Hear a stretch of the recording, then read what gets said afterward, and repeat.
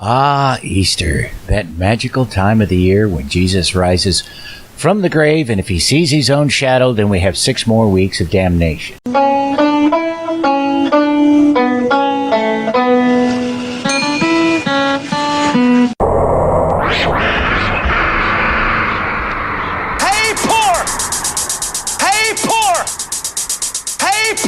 You don't have to be poor anymore.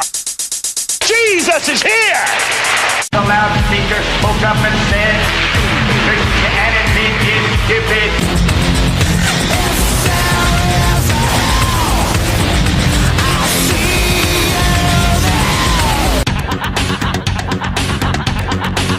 Greetings, fellow worker slaves, podcasting at 128 kilobits from the Fortress of Squalitude. This is the Atheist in the Trailer Park podcast. I'm your host, Tucker. Professor Fuzznuts is standing over my keyboard, glaring. Buttons is curled up on a box, and I don't know where Leela is. Yes, it's a podcast hosted by a guy and his cats. Get over it. This is a special episode that I promised to get out of Callie Wright's recording of the podcasting workshop at NaNoCon 2018. The audio is a little rough in spots. That's because it was just, a pretty quick recording that Callie made. And it cuts off abruptly because her batteries died in the recorder.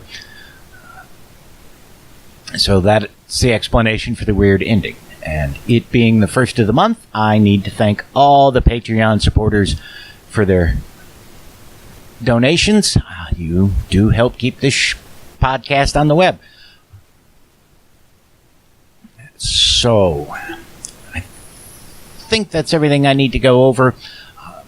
With all that being said, here is the NaNoCon workshop on podcasting. No religion required. We're kind of professional. We're having equipment We're good. issues. All right, start. We're good? Mr. Moderator. That's why we edit. Okay. Right. What's editing? Well, welcome to the podcasting panel, Nashville Nuns. My name is Zach Law. I do the Zach Religion Cast. If you can't figure out and spell my show name, it's on my shirt. But I am here to moderate and to herd some podcasting cats because we got a bunch of people here today. So Good luck. from my left to my right, we'll start with the Krails over there, Patrick and Jenica. Do a quick elevator pitch. What's your show about? Go ahead. Our show is called Real Life Beyond Faith. We started it, I think, in September of 2017, so relatively new.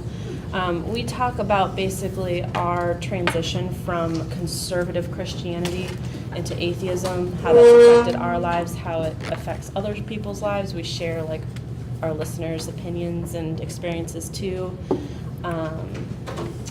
And we bring on guests to talk about their experiences as well, because there's a lot that changes when you come out of religion, and it's nice to hear from other people's perspective and also gain insight through doing that. That's what happened. Afterwards, if you want any info about our show, we have cards. I want info. I'll trade you. So next we have Marissa Alexa McCool of Inciting Incident, and the Sis are getting out of hand. And they are. I love you. They get to moderate this panel. Anyway, tell us about your shows and yourself, and of course, your books. Yeah, I brought all 5 of them because I am a cheap whore. But I host the Inciting Incident podcast, which I would not listen to before episode 70 because it was when I was desperately overcompensating, trying to pretend I wasn't a dude. So my Inciting Incident show is basically a deep depth interview show where I try to get people who normally don't talk about anything emotional to be emotional, and the ones who already are emotional, I go further. And I host the show with my co-host Bethany Futrell, and we've interviewed anyone from other podcasters, pretty much half the people on this panel, for instance. And then lately we've been doing a deep dive on personal stories and people who don't normally get the chance to speak out. And the Sister Getting Out of Hand is where a couple of us trans people get on and bitch about the rest of you all the time. So I call it Trans Happy Hour because it's the one time of ever that we don't have to stop and define and explain everything. love to hear about how I'm getting out of here. Excellent. Well, you are, so it's good to be aware. So we'll move on to our audio star, and in the center, Callie Wright. I feel like Callie does. You can't just they're like potato chips. You can't just do one podcast. I think eventually you do end up doing multiples. So my show is the Gay Atheist Manifesto. I co-host it with Ari Stillman, who I believe is not in the room. Jerk. Thanks for the support. That's I also do another show called The Queer Side, which has kind of been on hold because my life is a mess. But so on the Gay Atheist Manifesto, my co-host and I are both trans, we're both queer, we're both atheists, and we talk about those things and a general smattering of social justice issues, and try to illuminate the experiences of folks who don't necessarily get their voices heard very often. And then on my show, The Queer Side, if you've ever listened to like This American Life or Snap Judgment or any storytelling shows like that, it's basically a show like that, but focuses specifically on the stories of queer and trans folks. Excellent. And Jen, not another atheist podcast. Yes. I'm one half. My shitty Canadian co-host never comes to cons, so it's always me that has to do this. We do social justice, the flip side of the Trump people. We do the flip side of the Trump people. We're the flip side of Christian on social justice. We touch any and everything. We do a lot of gender role and why it's shitty to treat women like shit all the time. We have an explicit tag. We use it very well. We pride ourselves on being controversial and saying everything that everybody wants to say, but is too afraid to, when they're afraid to lose their friends. Okay. And next we have Cass Midgley, everyone's agnostic, and he was the podcast moderator last year. Mm-hmm. Yeah, so I'm Cass, and You love him too. Come on. I could ditto what Jenica said about her show. It was verbatim what I do. Started in June of 2014, and I can also say that my co-host never goes to cons. Bob Pondillo is a lifelong atheist, and I was a lifelong Christian and pastor. So I try to create the two contrasting perspectives as we interview people that are deconverting, and that's our show. Okay, and we have Tucker Drake. Yeah, I do the Atheist in the Trailer Park podcast. For most of it, I would split between doing a news show and discussing certain religious things, but I've been working like 60, 70 hours a week at work, so all I've been doing is reading from the Apocrypha because that takes the least amount of effort. I have discovered that if you think the Book of Mormon is dull and boring, the Apocrypha has it beat.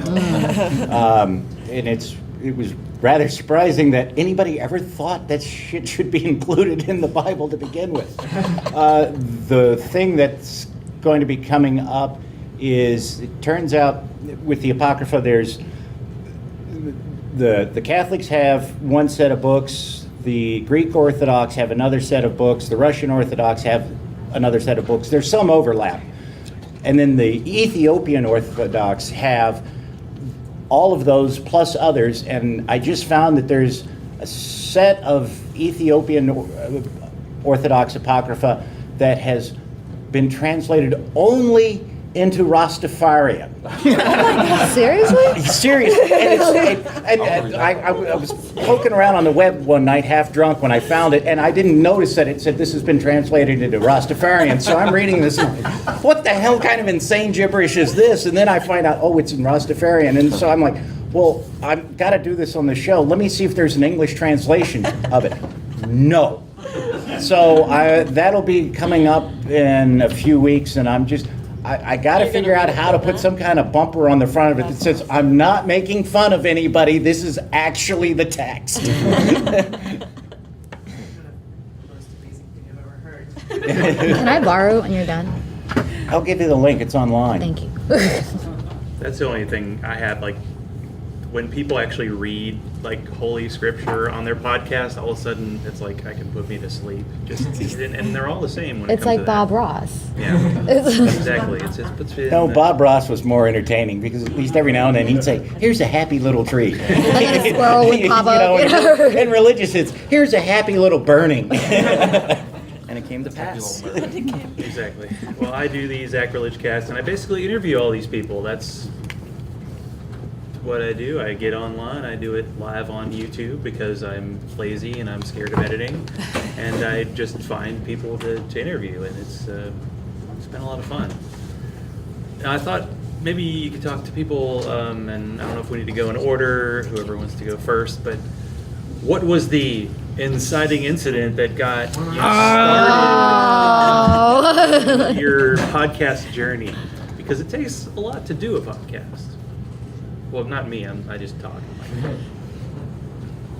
You go. You started. Start the credits. You go. So we had thought about doing one for a little bit because we wanted to share our experience coming out of religion, because we kind of went through it together, and be able to help people. And then a couple months after we were talking about it ourselves, other people started asking us, like, hey, you should do a podcast. And then we had... Funny you should mention that. Yeah, like, we thought about it. And then the last push was someone donated some podcast equipment to us. So at that point, it's like, we kind of have to. It's a sign. Yeah. Well, plus, like, one of the major things that helped us when we were leaving religion is listening to podcasts and hearing people's stories and feeling that sense of connection. Like, oh my gosh, I can relate to this. And it feels so good to know that other people are experiencing this. And so we wanted to be that for other people and to give them a platform then to share their own story with us. What was your inciting incident? It started off by wanting to talk about film, hence the name. If anybody's ever taken Film 101, the inciting incident is a film term. But it got to the point that the only podcasts I were listening to were other atheist podcasts, and I had spent 4 years trying to make bullshit on YouTube, and I felt like I wasn't saying anything. I felt like I was just talking about stuff that didn't really matter. And you know, I love film, I have a degree in it, but the more I started talking to people who were terrified of the election that was going on, thank God that turned out okay. I just started doing more of that kind of thing. And you know, even in the early days, I was reached out to by someone who survived the Paris terrorist attack. And it was like, shit, they want to talk to me? Why? And once I came out, which if you're not familiar, I basically screamed, I'm transgender, fuck you, in the face of a hate preacher, I pretty much changed the direction into an activist and humanist podcast, in the sense that I try to go beyond just making fun of what's going on and try to put a human face on all kinds of issues and get people to talk more about who they are as opposed to what they make. And I've always just been able to sort of draw that out of people, and I think it's been pretty successful. The other one that I started was just because Ari and I did a podcast and we spent an hour bitching about the way cis people treat us sometimes, and we could do this every fucking week. And 50 weeks in a row, here we are. So I started to get into queer and trans activism locally after I came out, just because I'd always kind of wanted to be involved in something that did, something positive. And I started to get into atheist activism because of podcasts, and I always imagined the two as separate entities from one another. And I had a couple of experiences, long stories, too long for this, but basically a couple of things sort of crystallized to me that those two things are actually congruent in a lot of ways. Places where I was at an LGBT event and I felt very uncomfortable because I was an atheist. It was very obviously a religious environment, and people were being proselytized to, sometimes aggressively. And so I finally was like, this is a thing that actually should go together. And then it's like, okay, well, what does that mean? And had an audio engineering background. I already listened to a bunch of podcasts. So it's like, well, let's get some people together and talk into a microphone and see what happens. And and so that's how the Atheist Manifesto started. It was really that simple. There's not like a grand, amazing story behind it. And then the queer side started because I actually have a Christian friend who is bi and very terrified of talking about who she is because of her religion. And I thought, that's a really important story to tell, but if I bring her on an atheist podcast, it's just going to be bashing on her religion instead of focusing on her experience. And I thought, well, that's a story that needs to be told, but my podcast probably isn't the venue for that. So, there's probably a lot of stories like that. So I decided to start the queer side. And it takes a backseat to the Atheist Manifesto because it takes up so much of my time. There's only 5 episodes, I think, up online, but it is something that I'm actively pursuing because I think that's the storytelling side of things as opposed to the activism and justice. I think those things complement each other and both are very important. So. Mine's so not inspirational. It's so petty. Oh my God. Like, it's so petty. Me and my co-host were amazing at Facebook fights. We were amazing at tag teaming people on Facebook fights. And he's the pettiest person ever. Like, if there is an insult to be had, he'll dish it, and I would come out with facts. We would just kind of bounce this off each other. And he approached me, sent me a text one day, "You want to do a podcast?" Fuck it, why not? Yeah, let's do it. And that's literally how my podcast was born. Was, hey, we do this anyway on Facebook. Let's put it on recording and do it. And that was it. Like, mine, I'm sorry. I don't have a better story. I'm sorry. We love you anyway. I know. You love my petty. I know. So I was, pastor until about 2005. I was 39. Began the whole quest down the path of like Oprah and just spirituality. I'm not religious or whatever. Till there was nothing left, God went up in a puff of smoke eventually. And but I was intrigued with the human need for religion, and especially Christianity, and especially evangelicalism. And so I went to Vanderbilt Divinity, got a master's in theological studies as an atheist, which I wasn't the only one. It's a very liberal seminary, and so I did that to be able to write books. I don't really read nonfiction books written by people that don't have letters behind their names. So I thought, well, I've got to get some credentials if I'm going to be that snobby. And so I did. I got credentials to write a book. It was basically going to be a critique of American evangelicalism. And I wrote and wrote and wrote and wrote and, tore out the page, and, typewriter metaphor, but couldn't write a book. And one of my best friends, Bob Pondillo, he just really had a thumb in my back. You got to write this book. You got to write this book. And I have a history in Christian radio. I used to be a Christian radio DJ, and I'm a preacher, so I like to talk. And I commute from Murfreesboro to Nashville every day for the last 6 years. Fuck me. And I just, to save my sanity, I did audiobooks and podcasts. And I fell in love with like Mark Maron's WTF and Pete Holmes, just comedians mostly. Just try to. I'm a depressed person. I'm melancholy, so laughter is a pursuit, and with a lot of intentionality. So just 2 and 2 together. I fuck the book. I'm gonna do a podcast instead, and that's my inspiration. I'm not from around here. Is that a long commute? It's would be, except it's not that far. Yeah. But it's the 5 miles an hour. Yeah. It's the stop and go. I commuted 100 miles to and from Philly every day for 4 years. I get it. Oh yeah. Yeah. I started mine. I was working a dead-end job, barely making any money, and I was listening to this one atheist podcast, and the hosts were, talking about some news story, and they got it wrong, and somebody called them on it, and they're like, "Yeah, we really don't care," and that bothered me because it's like, no, that's sort of the Christian attitude that we should be about facts, not about just whatever. And then in that same episode, they said, and if we don't get $400 a month in Patreon support, we're quitting the podcast. And I'm like, wait a minute, $400 a month? I had an extra $400 a month. I could get out of this damn beer can. So I started doing the podcast. Still haven't made $400 a month on Patreon, but I'm doing better than what I was. And of course, I have a different job than I did then. But so that was really it. I was just pissed off and angry, and I knew that it cost next to nothing to start a podcast. So I was like, I can afford to do it. Yeah, I initially was doing interviews of fantasy football people, and that was the thing. And then I started listening to podcasts, and the first thing I searched for was atheist podcast. Because it's one of those things that I've always not believed, but I've never thought it was a thing, and now there's a label to it.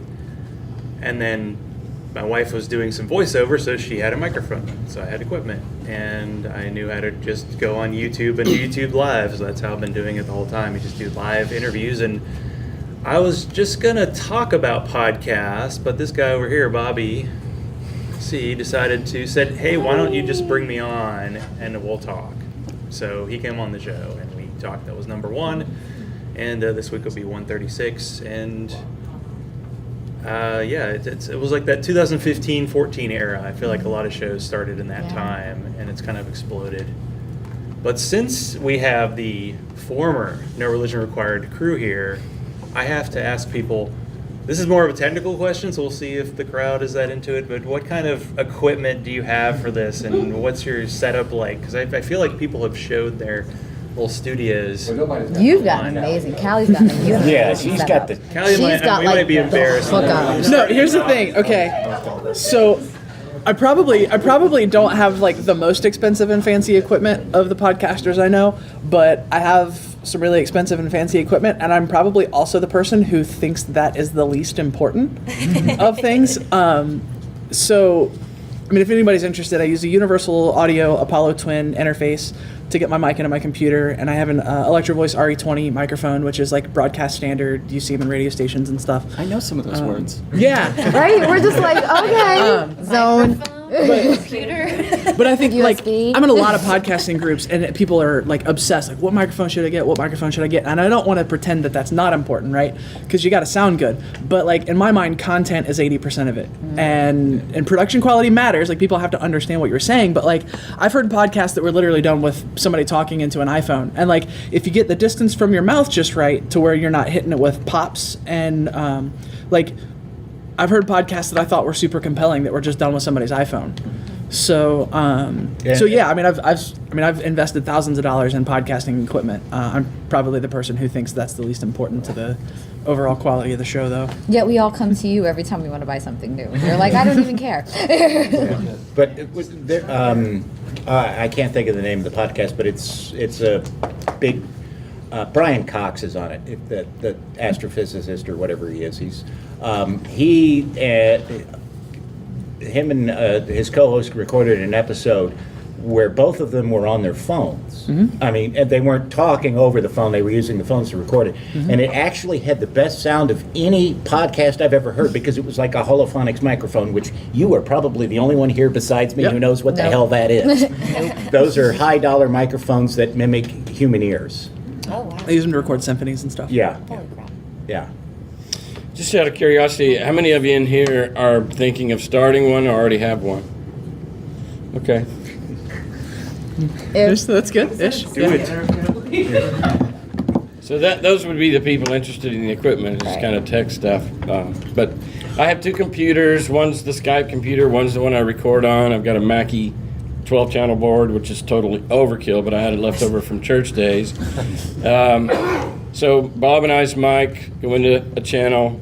The Skype off one of the computers goes into a 3rd channel, and out of the board into a USB into the other computer. I use Audacity to record and edit. I edit the fuck out of my shows, and I probably spend 10 hours a week editing a show, just because I want the cadence to just be really smooth, and I get frustrated with shows that are just rambling and a ton of uhs and pops. I trim back. I feel attacked right now. I'm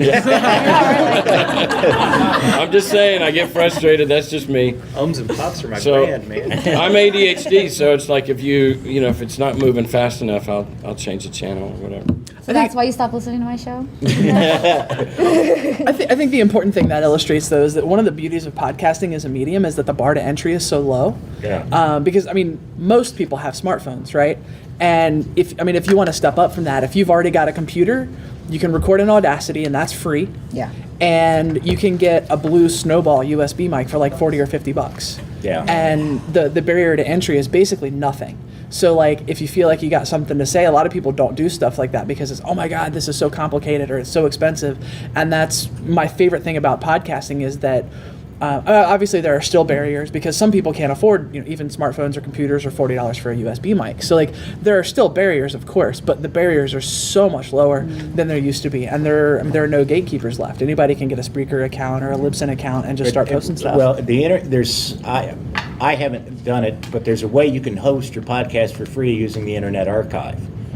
Really? We do that. I Yeah, it's have- archives.org. It's that's a where little we more host ours. complicated than using Yeah. a service like Libsyn or Podbean, but it's not terribly difficult. I did something similar to that at a previous podcast I did, but that's free, completely free. Yeah, we did it with Archive. That's awesome. We did it with Archive Yeah. early on in our show. That's where we were hosting our episodes and just kind of uploading it to a free WordPress site and just getting in. Our mics were $20 each, Yeah. and we have very decent sound quality to our show because we edit and Right. we have All like of our power is in editing. yeah, like if Yeah. we just record on our mics, it sounds terrible, it's fuzzy, but then we just like clean it up in Audition, and then it's all good. We're not as brave as this one is, a lot of us, and do it live. We edit the fuck out of our podcast because it's the popping, it's the Yeah. wait, fuck, wrong transition, and The you can hear 30-second kids and breaks. cats in the background. But there are Cats. plenty of people in the that do background. it live, Yeah. and it's just fun, and it's less work, and you can just put it out there and be done with it. Oh. And That'd be ours great. is Yeah, it would be. Just starting, yeah. And the gatekeeping is why we started a charity. So But the nice thing about editing is, well, like Audacity, it's got good noise canceling because I live in a trailer and the railroad tracks aren't that far away. So every now and then, it's like, okay, give 5 seconds so then I can cancel that out as I go along. yeah. Yeah, there's a little bit of a learning curve if you're going to edit. But it's not that much. It's not any harder than using a word processor. Yeah. It's really the same. For the younger kids in the audience, a word processor was on a computer. That's what we went to the library on and made copies of things for the younger generation out there. Yeah, it's funny. It's nice to be able to like stop, reword what you just said, and pick it back up. Like, Yeah. Yeah. can't do that yeah. in real life. Yeah. You're like, oh, well, I'm stuck with what I just said there. Or if you Words, come completely back. mess it up, just try to splice it together and make something Uh-huh. out of it. Yeah, I've There's had a magic few in it. episodes where I've spent like 16 hours editing it together to get around all the little screw ups. Speaking of shows, maybe we can talk about like how you structure your show. How scripted is what you do? we're just going in order. Do again. any one of us I, actually follow a maybe we'll go script the on I opposite do. order. I do. We'll start Tucker To some and degree. go Well, the across. professionals and shit. Yeah, when I'm doing news stories and stuff like that, I have everything scripted because otherwise I just fumble all over my words, and I realize I can spend an hour or two writing the script, or I can spend 4 hours editing. But when I'm reading from the Apocrypha or whatever, that's just all on the fly because I don't read ahead in the Apocrypha because I want to go in it cold to get an idea rather than having notions of what preconceived notions of what's going on in this or that, which it has yielded some interesting results. An episode that'll be coming out fairly soon was reading the last of one of the sections and hit a thing, and it's like, holy shit, this thing that they're talking about, and it's a story of these 7 sons who martyred themselves to some stupid ass king who probably never existed. But I realized it's cribbed from all these other various myths, ones that I didn't even expect. There's the one that pops to mind is there's a story of these Native American women who are being chased by a bear, and they climb, or they get to an area and they pray to be rescued, and Devil's Tower in Wyoming sprouts up and sends them into the heavens. And the marks on the side of the tower from the bear's claw. And then there's like 5 or 6 other different things that myths. There's a Greek myth that, and I realized I knew that those had tied in together, but I didn't realize that this particular biblical myth had tied into that as well. So, and in digging around, there's nothing on that, so I guess I'm like the first person to make the connection. Cass, do you do scripts or anything? Pardon? Do you do scripts or outlines? No or scripts anything whatsoever. like that? No questions prepared in advance. I mean, other than the standard questions, tell us about your religious background. But we are a guest-centered show. We do not do current events because, for one thing, I tape shows like months in advance sometimes. Yeah, it's just Truth is Stranger Than Fiction, getting people's stories. I enjoy the Moth podcast as far as just hearing people's stories. It's kind of stand-up comedy, but it's not funny. I mean, there's mixed with fun, but so my biggest obstacle with that is that I end up talking as much or more than the guest, and so that's where editing comes in. Is I edit myself more than I do anybody else. So. But it's a guest-centered show. That's all. I try to edit the guests more than myself. That way they'll be wanting to come back on. See, my co-host tries, man, I'll get topics, we're only doing an hour tonight. And that's half the reason he's on the show, is to kind of rein me in, because I'll just keep going off, and then we'll do side conversations with guests. We try to keep to a script. Never happens. Ever. Hasn't happened once in our history. I script somewhat heavily.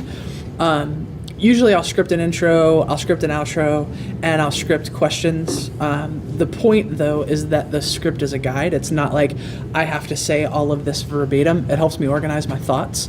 And, I tend to think of interviews in a lot of ways as, what's the story I'm trying to tell with this interview? So if I'm talking to a guest for one particular reason that I think their story or their work is interesting, then, we'll start at the beginning of the story. Why does this matter to you? Why should this matter to the folks listening to the show? And then just sort of do a beginning, middle, and end. And so I'll script out questions, and I'll kind of think through, based on what I've read or seen about this person, where might the conversation go, and just sort of script thoughts that I have about, this may come up, and here's what I want to say about that. But the point of it is for it not to be a rigid, like, I have to hit all of these points and I have to say all of this stuff verbatim. It's like you were saying, I spend an hour scripting, so I don't have to spend 4 hours editing later. And so my brain doesn't go off on tangents, and we start, end the interview with something completely different than we started with. Sometimes it makes sense to do that, but I like to keep things focused. And so I do sort of a mix. Yeah, I don't script anything except me and Ari's skits to start the show, because it's a skit. It kind of has to be. But I spent 20 years doing improv? Amateur. I'm getting there. I'm sorry. I spent 20 years doing improv theater, and also went to... Oh, boy. I took a very immersive acting program in college. And in that program, you pretty much learn to say stuff on the fly, no matter what it is. So it's like working out. You exercise that muscle so many times that it just becomes natural. So whenever I tried to script something, it was obvious that it was scripted.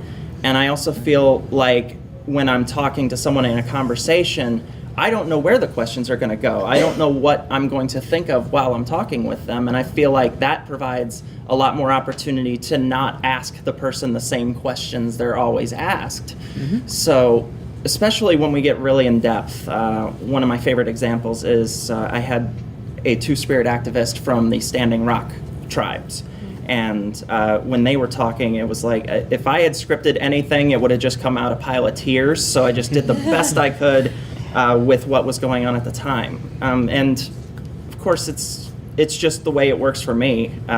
The Puzzle in a Thunderstorm guys, for instance, script everything, and they're great. So it's just play to your strengths. If that's what you're good at, if you sound better on a script, maximize your strengths, minimize your weaknesses. I think what a lot of people miss when they're doing scripting for podcasts is that, like, when you write something, your brain is thinking, I am writing this for it to be read, not for it to be heard. Mm-hmm. And you write things very differently when you shift your mindset.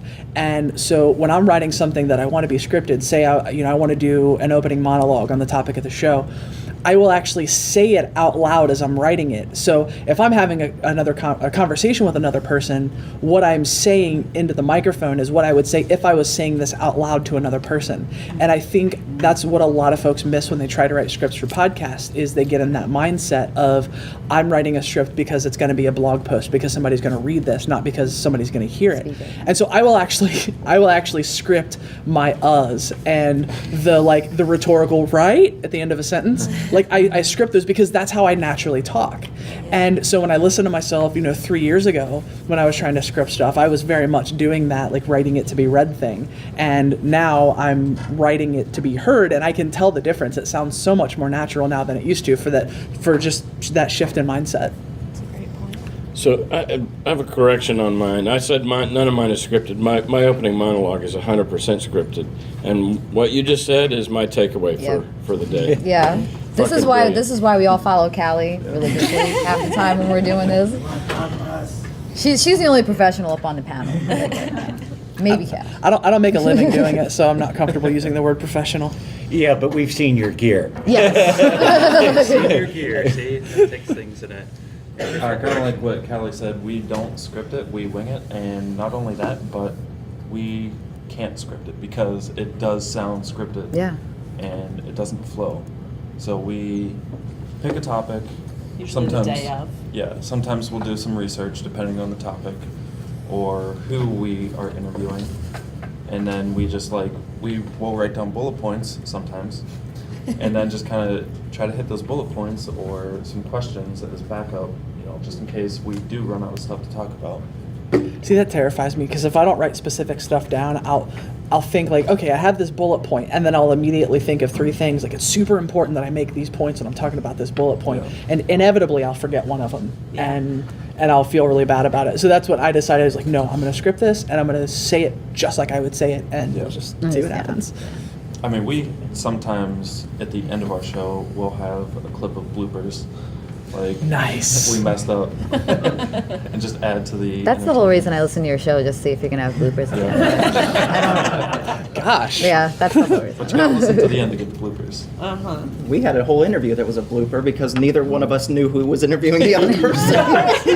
We're like, wait, we're interviewing That tends to happen when you interview other So podcasts. interviewing other podcasters gets meta real Because fast. I think we've all interviewed each other at some point, and we've all looked at each other like, shit, whose show are we on? I have no idea. Like, are you calling us or are we calling you? Wait, who's? I don't know the schedule. What? Fuck it. Okay. We've had enough of the pre-prepared sort of questions, so I'm going to leave it up to the audience for any questions, Q&A. If you want to ask a specific podcaster or just anyone in general, feel free. So, anybody have any questions? I was going to throw this out because I was actually talking to my wife this morning. First of all, I do the training videos for my job, so I already have the Snowball? Yeah. The snow. I already use Audacity, and I'm used to talking into the microphone. But the thing is, I'm from the hippie era of Northern California. My wife is from the projects of Cleveland, and anybody who's ever met her falls in love with her immediately. Whereas I'm the guy that always has an opinion. And so we were joking, we could do this in our sleep. But the thing is, neither one of us are the type where we could really commit to doing this every week. Because we always have other things we want to do. How much does it affect your life to say, I'm going to do a regular podcast? It really depends on the kind of show you want to do, because a lot of people will literally just sit talking to a microphone for an hour, bounce it down, and post it. And, I'm going to be the editor. So. Yeah, it really just depends on what you want to do, because, I've spent 8 hours editing a show that turned out to be 30 minutes long. But, I've also done live and posted it straight there. I think I think a thing to do is to just map out 3 or 4 episodes, just sit down and record them and see what happens. Even if you don't end up releasing them for one reason or another, just sit down and do it and just see what happens, and figure out your level of commitment, because there are some podcasts that release every 2 weeks or once a month. Mine. People think that podcasting has to be a weekly thing, and that's probably the most common arrangement. But I think committing to a regular schedule is important, but what that schedule isn't so important. So if every 2 weeks works for you and you feel like you can put out a good show every 2 weeks or even just once a month, then do that. Mine does every other week because we have lives and we're fucking busy, honestly. And if you're not doing anything topical, you can sit and, if you've got a free day, you can bank a bunch of episodes on that day and then, put them out as needed. And even my podcast took a leave of absence. I was recovering from surgery, and we took 8 weeks off. We said it, and our listeners suffered a bit, but when we did come back, it was kind of just right back in the swing. So like Callie said, do 3 or 4, try to put them out on what would work for you. It doesn't have to be every week. I know people are doing every other day too. put it out what works for you, see if it works out. If not, adjust. Yeah, I think of it from like my point of view. It's easy to, for me, my version of it is, I guess I could do an edited show, but I would want to do a perfect show. It's like, I'm going to do the best show that I can with what I have, the equipment I have, the time I have. I mean, it frustrates me because I can't listen to all the podcasts I want to because I'm listening to the podcast for the guest I have this week, or I'm reading blog posts, or doing research. So yeah, it might actually work for you an edited show because you've done it before and you're comfortable with it. And it takes less time once you get a rhythm down too. Yeah. When you're freaking out, like, oh my gosh, everything has to be perfect, and I've got 10 pages in my Google Docs on this half-hour episode I'm trying to do, and you can freak out, and you spend a lot of time editing because you're figuring out your process, and the interview goes long because you're thinking so much, and you get into a rhythm. And I mean, I would say now I probably spend a grand total, like all told, of probably 5 or 6 hours a week on our show. Just because generally speaking, it's easy for me to think through, okay, here's the story I want to tell with the interview, sit down for about an hour and write some questions out, write some thoughts out on the topic, do a little bit of research on the guest, a couple hours editing, and post it. And I've got a system down now. And so it takes a lot more time at the start, and then you get yourself into a rhythm, and it can end up taking a lot less time. Patrick and I tag team our editing too, which is kind of fun. Like we have this cloud and we do some editing. Then I get busy with the kids. I put it up in the cloud. I'm like, okay, I closed it out. It's in the cloud. You pick it up now from work, and then you just like go back and forth. But yeah, it's nice once you get into a rhythm. Like at first, we were spending like a ton of time on it because we were trying to figure out the audio and all this stuff. Now it's like we sit down, we record for an hour, throw it up into the cloud, and then we'll work on it for a couple of days and put it up. Samuel, I don't edit. That's my co-host because I want something that people can listen to, and I'm not fucking touching it if that's the case. So. So to-do list, co-host who edits for me. I like that. That was part of the plan. I was like, I'm not touching this shit, dude. I show up. That's about it. That's all you're getting. Do you have any other questions? Question for you guys. So obviously Patreons are a way to help fund the shows. What do you guys think about like affiliates or sponsors or things like that? You guys are passionate about, obviously. Maybe no we one could anyone's selling out or anything. But what are your thoughts? We use I might Patreon. sell We don't out. have I see. I don't know. Sponsor. Yeah. I don't know if any of us have. Do any of us have sponsors? Kind of, sort of. There is, I forget the damn name of the. Really? There's some. No, they're not. There's a service. It's like. AdSense or No, Radio Free Publica or something like that. yeah. If you send them a ad-free version of your podcast and somebody listens to it using Radio Free Publica's app, you'll get 2 cents an episode. But generally, you only get to be able to run real ads if you've got like 20,000 or more listeners a month for a consistent period of time. And there's a lot of red tape with copyrighted material too. Yeah, and the and unless you're pulling down big numbers of listeners, the ad don't pay anything. So it's basically just Patreon until you Patreon. get Yeah. big. And I really hate the idea that getting ads is selling out because Yeah. that seems to be pervasive with a lot of artistic communities. Whether it's music because they got a label, or whether it's a big podcast because now they're shilling Casper mattresses. Like the amount of work we put into this, even the minimalist podcasts, is hours more. And then sometimes we get Patreon donations, and of course, but when someone's willing to go, here's $300, mention our shit, like.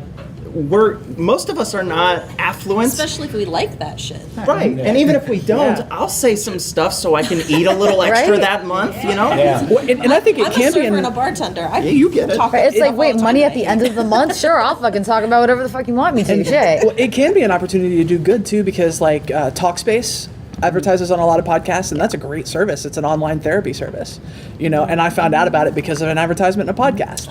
So that's something that's it's not something that I need, but if I did, I know where it's at thanks to a podcast ad. So I think it, like Marissa was saying about it, like selling out and that kind of stuff, and it does. I mean, it does somewhat detract from the quality of the show because it breaks the flow and people are kind of annoyed when they're being sold to. So there's a cost benefit analysis you have to do. And I mean, my show's not to the point where I could do it if I wanted to anyways, but I definitely like Patreon better than I like the idea of ads anyways.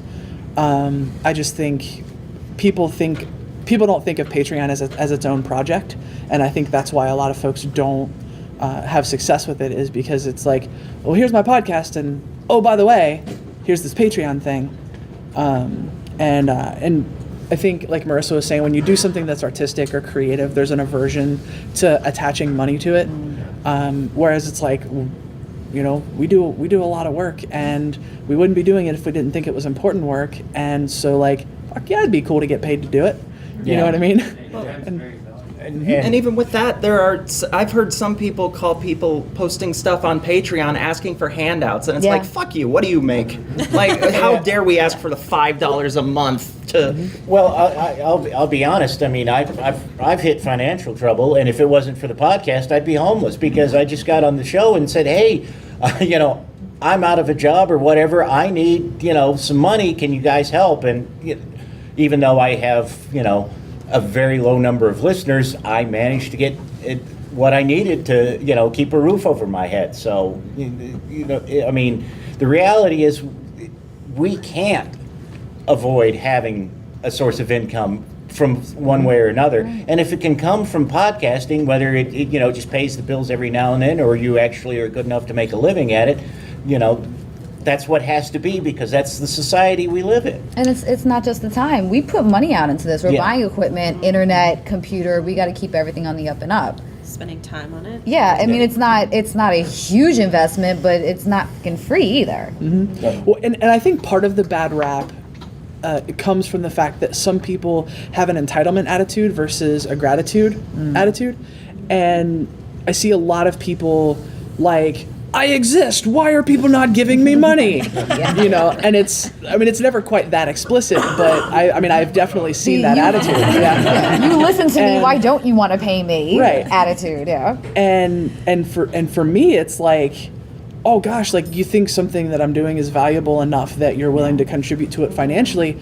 Boy, I better not fuck this up. You know what I mean? Like, it's a responsibility, and it's something that people have to take super serious. And I think everyone up here does. Right. But I've seen folks who don't, and they just feel like I'm putting stuff out into the world, saying nothing for the quality of the content, what it actually means to people. Like, well, I'm doing this, you should give me money for it. And it's like, no, like, I have to demonstrate that what I do is worthwhile first, and I have to make sure that I'm putting out the best thing that I can and making sure that it's something that's valuable to people. And, you know, if I can meet all of those conditions, then sure, yeah, like, I'm comfortable saying it'd be cool to get paid for that. Yeah. But it's not I'm entertaining you, give me your peanuts. Right. Deal, you know? Right. And gratitude is the important component of that. Yeah. Instead of just saying, like, yes, you pay me, I have gotten my due. There's a podcast that I forget who hosts it, but they have a free episode and a premium episode, and every time I've listened to it, the free episode is just like, oh, you're not going to believe what we've got on the premium episode. And it's like, why the hell would I pay for the premium episode when I have all you're doing on the free episode is saying, well, this is on the premium. You know, give me a sample of what's on the premium, and then maybe I'll decide to pay for it. So you want some free. Okay, well, unfortunately, we're out of time for questions, but guess what? There'll be a sequel. We'll be back after. I thought you had something surprise for us. I was like, so you look under your chairs, everyone. A couple minutes so each podcast can kind of tell people where to find you. You know. Oh, we're doing that. Promote yourself side. Yeah, we're doing that. I can never remember my URL. Really? Really? Okay. You know what? I'm not asking. Are we starting with the Krells again? Trailer park themed atheist shows, you know. How many people have an atheist trailer, like an atheist in the trailer park? You'd be surprised. It is Tennessee. Well, we'll start with Tucker and we'll go across. I guess we're starting with Tucker. Tell people where to find you, or you know. The show notes URL is the only one I can remember. It's I think I can remember. That's it for this episode of the Atheist in the Trailer Park podcast. You can subscribe to the show on iTunes, Stitcher, as well as just about anywhere else podcasts can be found. Many of the episodes are also on YouTube. follow the show on Twitter. @TParkAtheist is the show's Twitter handle. It's on Facebook at facebook.com/trailerparkatheist.com. If you happen to like the podcast, please rate it on iTunes. If you'd like to support the podcast, there's a donate button on the show notes page. You can support it via Patreon at patreon.com/TNTucker. Thanks for listening. Say goodnight, Fuzz-Nuts. All I know is this violates every canon of respectable broadcasting. Damned cat.